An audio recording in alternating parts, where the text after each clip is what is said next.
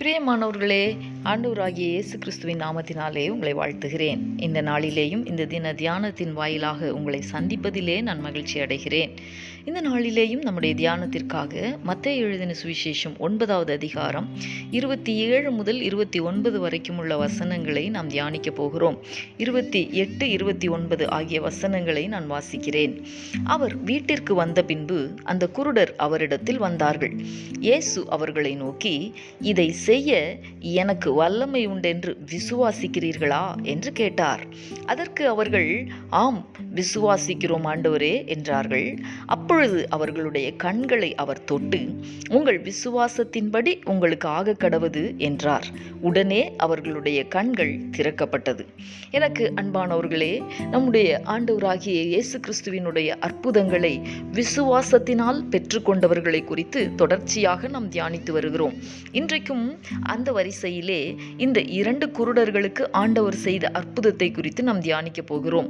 அன்பானவர்களே, இந்த அற்புதத்தை இயேசு கிறிஸ்து செய்வதற்கு முன்பதாக, இதை செய்ய எனக்கு வல்லமை உண்டு என்பதை விசுவாசிக்கிறீர்களா என்று கேட்கிறதை நாம் பார்க்கிறோம்.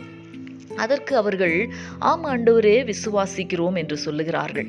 அப்பொழுது அவர்களுடைய கண்களை அவர் தொட்டு, உங்கள் விசுவாசத்தின்படி உங்களுக்கு ஆக கடவது என்றார். உடனே அவர்களுடைய கண்கள் திறக்கப்பட்டது என்று வாசிக்கிறோம்.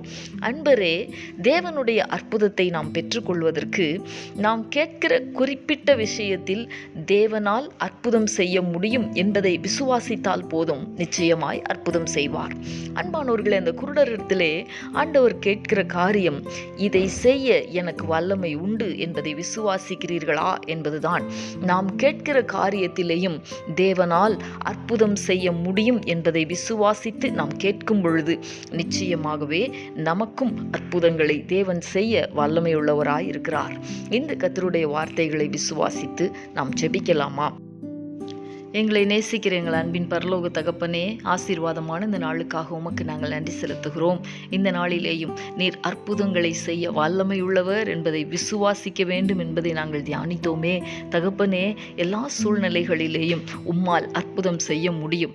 எதிர்மறையான சூழ்நிலைகளிலேயும் உம்மால் அற்புதம் செய்ய முடியும். ஆண்டவரே, நீர் சர்வ வல்லமையுள்ள தேவன். உம்மால் செய்யக்கூடாத அதிசயமான காரியம் ஒன்றும் இல்லை என்பதை ஆண்டவரே நாங்கள் விசுவாசித்து உம்மிடத்திலிருந்து அற்புதங்களை பெற்றுக்கொள்ள எங்கள் ஒவ்வொருவருக்கும் கிருபை தாரும், பலன் தாரும். நீர் அப்படி செய்ய போகிறதற்காக உமக்கு ஸ்தோத்திரம். இயேசு கிறிஸ்துவின் நாமத்தில் வேண்டிக் கொள்ளுகிறோம் நல்ல பிதாவே. ஆமேன், ஆமேன்.